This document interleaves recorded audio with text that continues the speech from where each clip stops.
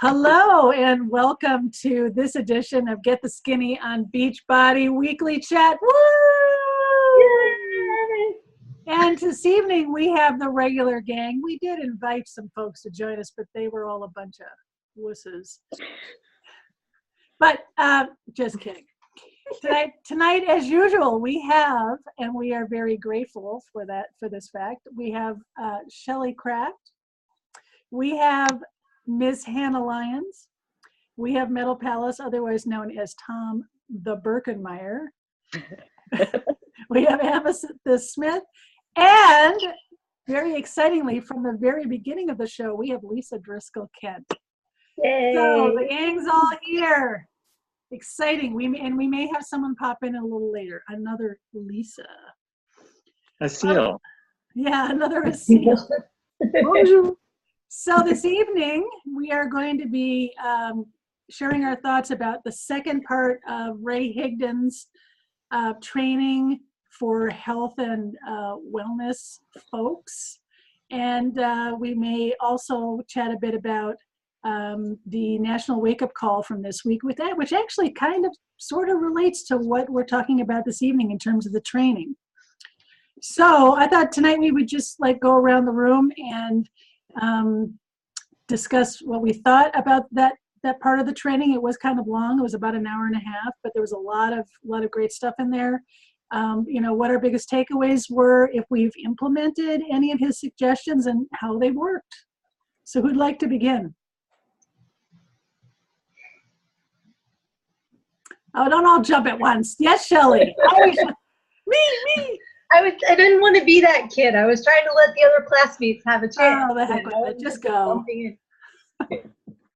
No, what I thought was really interesting, and just a quick overview for people that haven't been in the training, he was giving different avenues to use for inspiration for posts, and how things like headlines in magazines or chapters in books that have sold well could all be reworked and reworded in ways that you can make Facebook Live posts, or you can make status updates, or you can make all different kinds of reaching out to people. And I thought that was really clever, because these are ways that have already been proven to get attention and people want to learn more. Like when you're stuck in the line at the grocery store, those magazines that you're looking at, how many times do you actually pick one up to see what it's talking about because it catches your attention?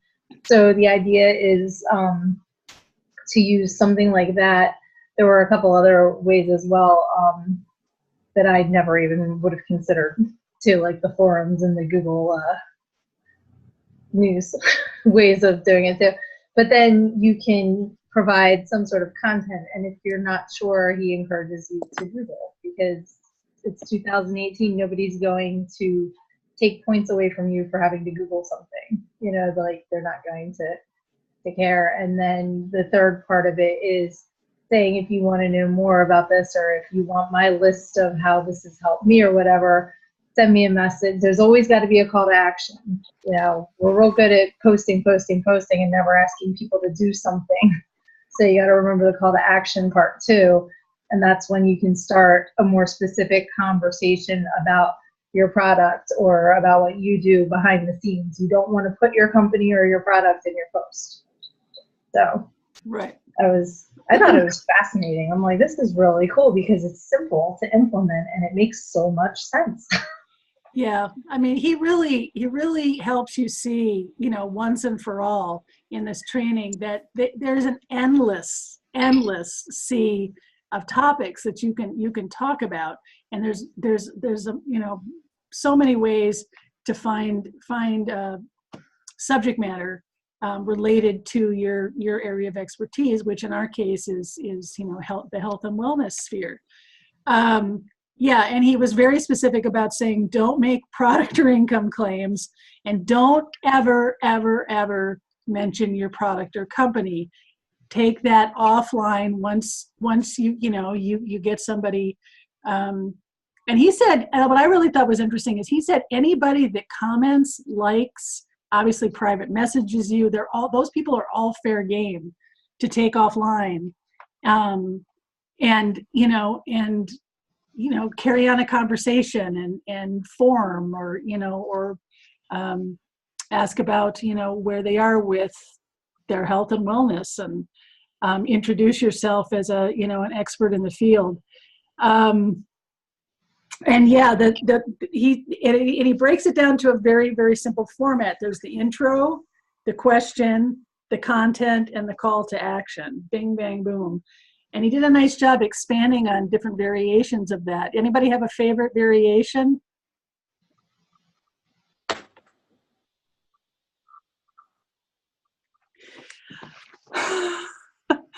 The one I like.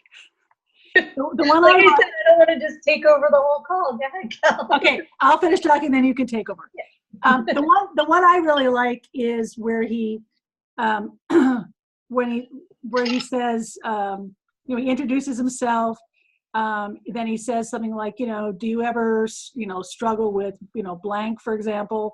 We'll stick around, and I'll share some tips that may help you. And then 3 years ago I was really low energy, or blah blah blah, and I had to become my own health advocate, and after a little research I found these 3 things really help to increase my energy. And then he talks about them, and then he says, if you'd like to know what work, like what supplements worked that I personally tested that work. I like that I've personally tested. That was cool. That's a And good then one. private message me, and I'll be happy. Oh, that I personally tested, and get my list of blanks. So some kind of freemium. Like my list of favorite exercises, food to avoid, meal plan, a simple morning routine, whatever it is. Private message me or comment below. I really like that one. Yeah. Anybody else have a favorite variation? I like that too. Yeah, I like that one a lot. And I'm sorry, Hannah, were you going to say something? Yeah, one thing that I really never thought about before, but totally got benefit from. Well, I mean, this section in particular, man, this was like the honeypot for me. But one thing in particular that I really enjoyed and never even thought about, because I'm all about positivity, that one thing that he was talking about is if you can find negative articles and actually use them to your benefit. Holy cow. I mean, that was like just a complete like. Can you give an example? Can you give an example that he used? What? Oh yeah, girl. All right. Expand. Yes. He was talking about the New York State Attorney General raided like Walmart, GNC, all those places with pills being filled with sawdust. Hello. And he was saying you get what you pay for sometimes, with people looking for, these, wanting cheaper products and all this. Right. So I was like, oh my gosh, like, why did I not think about sometimes looking for some of the negative articles sometimes Right. to use rather than, oh, okay, Right. I'm positive, I'm upbeat. Hello, Right. this is a really good source sometimes to actually use within this. Yeah, totally. Because the one thing we don't want to do, obviously, is to say, because we're not going to mention our product or our service. No. But we definitely don't want to be saying, well, my supplements are better than this supplement, because look what's in it, and slam that other supplement. That's something we don't want to do. But to take an article like that and use it to your advantage, that's totally cool. That's totally acceptable. So that was really neat. And this one, you can be very specific. You can apply it on a conceptual basis too. But if someone says, "Oh, we're going to look at your thing, but it's a lot of money, but GNC has it for half the cost, so I'm going to go there." This was specifically founded at Walmart and GNC. You can say, well, New York's Attorney General is actually filing a lawsuit against some supplements found at GNC because, as it turns out, it's a lot cheaper because they fill it with a lot of synthetic ingredients and sawdust in some cases, and just filler stuff instead of the real deal. Mm-hmm. And so you can try that out if you want to, and let me know how it works out for you. Or if you just want to go for something that's tried and proven, however you want to word it. You can totally get specific based on that one case right there. Yeah. Very, very interesting. So as it turns out, sawdust is pretty expensive. I mean, really, that's quite a markup. When you look at it, the markup has got to be 1,000 times greater than whatever Beachbody's markup is. Right. And Shakeology is real food. So yeah, there's no fillers. No fillers. No cellulose. No wood, no wood chips. So in absolute dollars, Shakeology is more in absolute dollars, but the markup is going to be night and day difference. There's no question. Yeah. The sawdust doesn't cost anything. Not really. No. No. Yes. Have you ever eaten a pine tree? Many parts are edible. Remember Yul Gibbons? I bet it wasn't sawdust from a pine tree. Oh, the Grape Nuts commercials. Hannah, you're probably a little too young for that. Anyway. Okay, what other favorite parts of the training? What I was going to say was I liked when he was talking about, why, unless you're really getting good money back on it, not to even bother with giving out samples, because when you have to pay for them, are you really going to make your money back, kind of thing. And that's why he was encouraging the lists and, different things you can email out to 10,000 people and it's not going to cost you anything.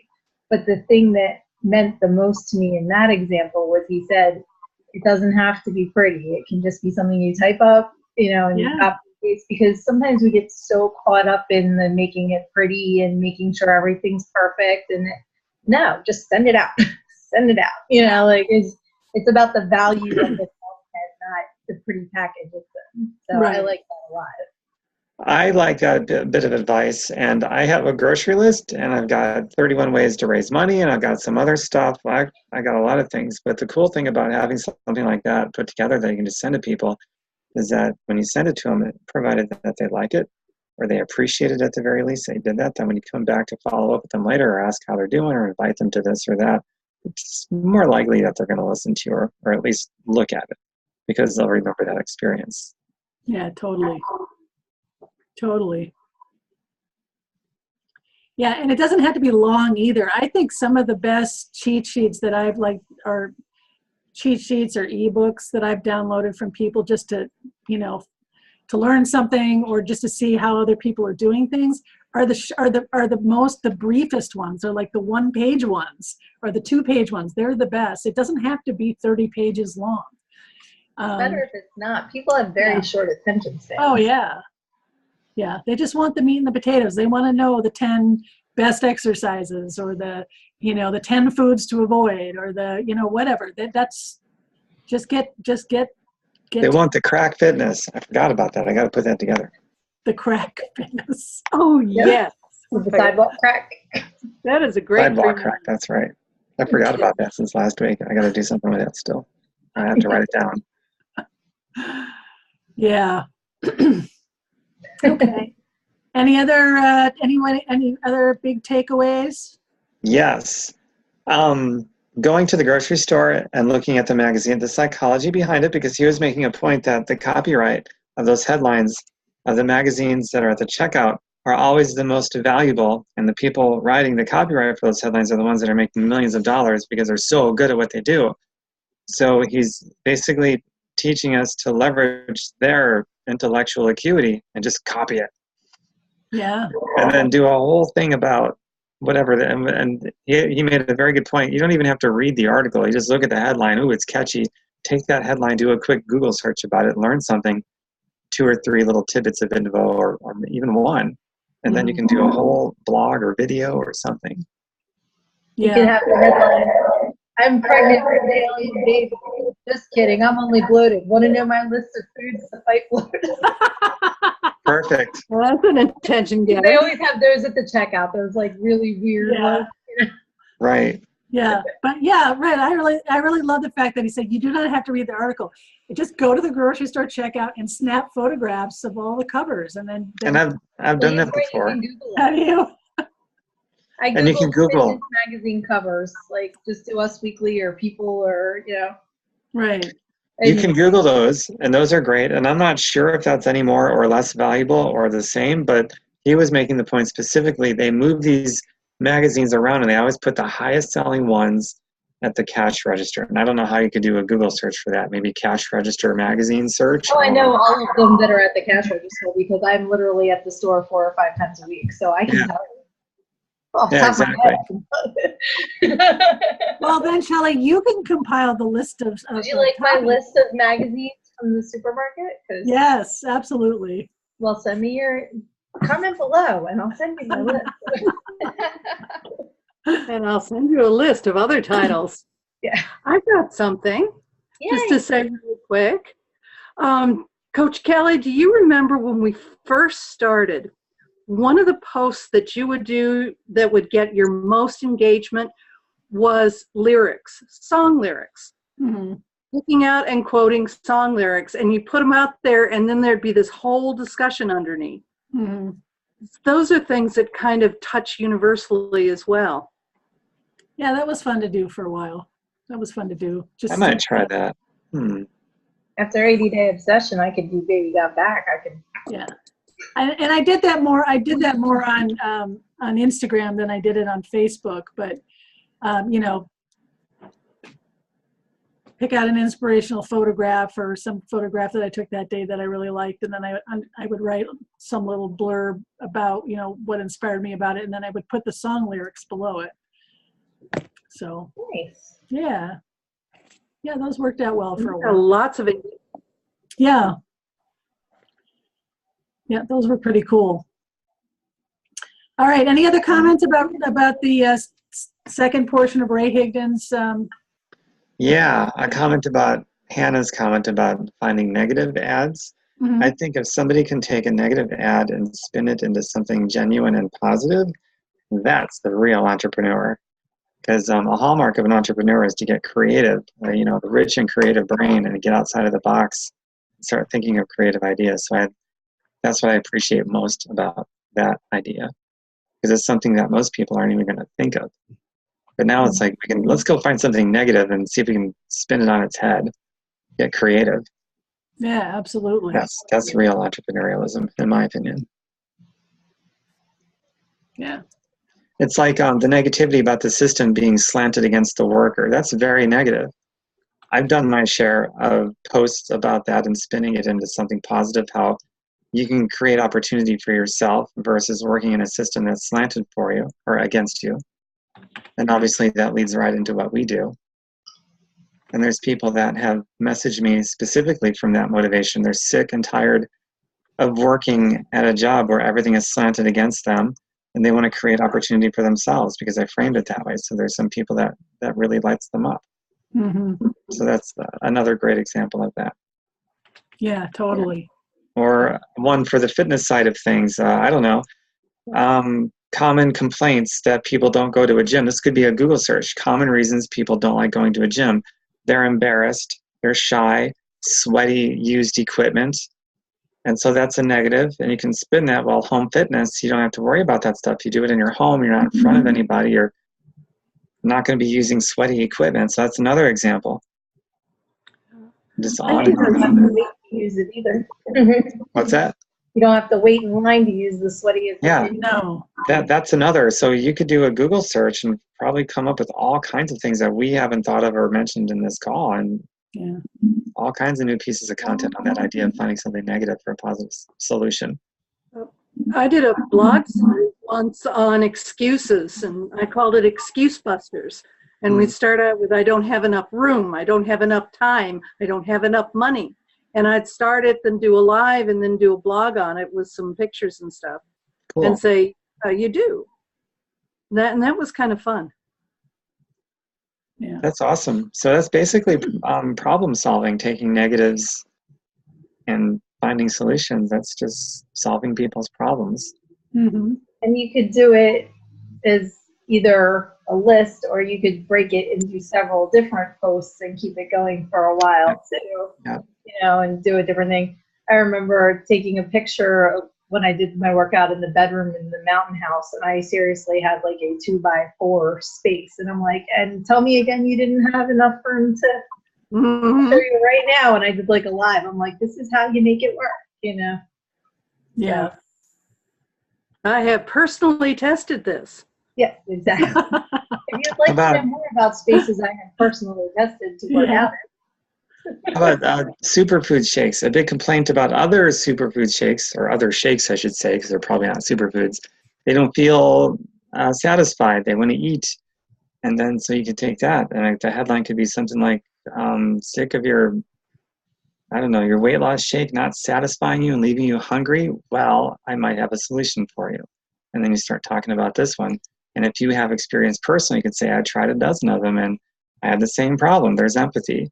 And then I discovered, finally, I found one. And 3, 4, 5, 6 hours, I don't even think about eating. It actually works. And if you want to see it, shoot me a private message. I'll send you a link. Try it out, see if you like it. So there's endless negatives. Endless. Oh yeah, just go through your newsfeed. Yeah, that's Yeah. right. And that's actually another source. I think Ray touched on that. If you didn't, that's something I've done anyway, where I'll look at patterns, things that people are griping about, or not even the newsfeed, but just posts that I've made where people will comment something negative, like, well, that's kind of interesting. I should address that in a whole new blog post. Mm-hmm. All right, cool. So, yeah, this is all good stuff. Now, in today's National Wake Up Call, we don't have a lot of time to talk about. We got about 6 minutes or so. She talked about how, telling your story. And, we've had a lot of training over the years from different people about the importance of telling your story and being vulnerable and all that kind of stuff. We talked about it before, but I thought she had kind of an interesting spin on it. She almost presented in a way where she was basically just saying it's okay to let all your, you have an obligation, she said you have an obligation to let all your dirty laundry hang out, because people need to know, people don't need to know all your secrets and all your dirty laundry, but they need to know they're not alone. Is that kind of like the feeling, the sense, or the overarching? Well, you need to show your imperfections, because for a lot of us, we've been on this journey for a while. So it's easy to look at, the workout I'm doing now and be like, I could never do that. Well, 5 years ago, no, I probably couldn't. But now I'm here. And so when she was talking about making the columns and coming up with 5 things that were negatives in your life, how they made you feel and what you did to overcome them, that, spoke to me, because when I was talking to somebody else that was on the call, he pointed out in my newsfeed, he said, there's a lot of good stuff about Shelly now, but you need to talk to Shelly from 5 years ago, and relate to somebody at the beginning of their journey. And that's a good way to pick things that you've overcome and remember being back there and saying, this is how I felt, but this is what I did and this is how it helped, Right. Yeah, that was really impactful for me too, because you think, well, who wants to hear about something, a trauma or something that I went through, 20 years ago, 30 years ago, whatever it is. But that's all part of the journey, even if you didn't start coaching or get on your fitness and your weight loss and your health journey until much later in life. All of that is still part of that journey.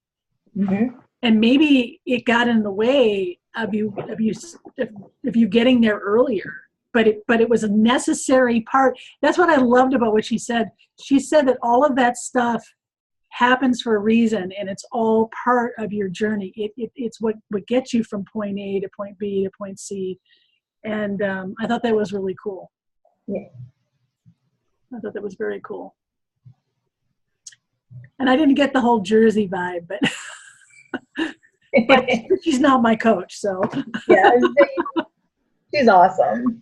Speaking of that wavelength, my journey begins really as far back as I can remember, I think, because I never wanted a job, for example. So that was just setting me up from as far back as I can consciously remember anything. Right. And then early on in my career, my first job I ever had, I was 16 years old. I lost it because I wouldn't cut my hair short. They gave me an ultimatum. If I wanted to keep working there, I have to cut my hair. I said F you without saying F you. But anyway, I couldn't work there anymore. And this cycle of not just that example, but things beyond my control, why I kept losing these jobs. Even though I was the #1 producer, I got merit increases, I showed up every day. None of that mattered. The merits didn't matter. So all that was just one big buildup, one big setup for this. So all of that is very much a part of my story. And I suspect that's true for all of us that sign up for something like this. Yeah, I totally agree. I totally agree. Especially when you get to be as old as I am, and you can look back and you can see the trajectory. None of it made sense back then, but it all makes sense now. So I just knew there has to be something better. I don't know what it is. I want to find it. Exactly. I'm open, and I tried things in the past that didn't work out too well, and maybe it was me. Obviously, I know that now through personal development. There's nothing wrong with the opportunities. It was me. My mind just wasn't there yet. I wasn't taking personal development seriously until I did this one. Mm-hmm. But yeah, interesting. It's an interesting observation. If I can pull back from myself and try to look at myself from a third-person point of view, as well as everybody else from a third-person point of view, it's a really interesting observation. Yeah. All right, we got about 1:45. Any final thoughts, comments? Yeah, all those people that thought I was crazy for not cutting my hair short to keep the job. If you're watching right now. all those, well, I know they're not watching, but all those people that thought I was crazy for not cutting my hair short and where I should have just shut up and done as I was told and follow the status quo. Obviously, none of those people were going to be entrepreneurs. They're probably still towing that same line of the status quo.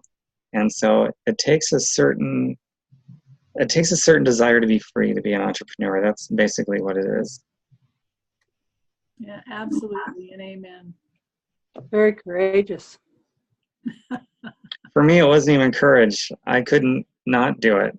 So for me, it wasn't courage at all. It was never a second thought. I never contemplated it. It's like, I don't want someone micromanaging my life. Right. Yeah. Not at all. Wasn't in the fiber of your being. And people that didn't understand that, not to judge them, they are just not entrepreneurs, period. Right. Not everybody is, Too bad on them. Yeah. If not, I'm going to post on Facebook and I'm going to make $1 million. There is work. All right. Well, we probably only have a few seconds, so we'll see you all in the after party, and thank you everyone for being here. Bye till next time. I have a pink bracelet on. Woo! I have a green one on.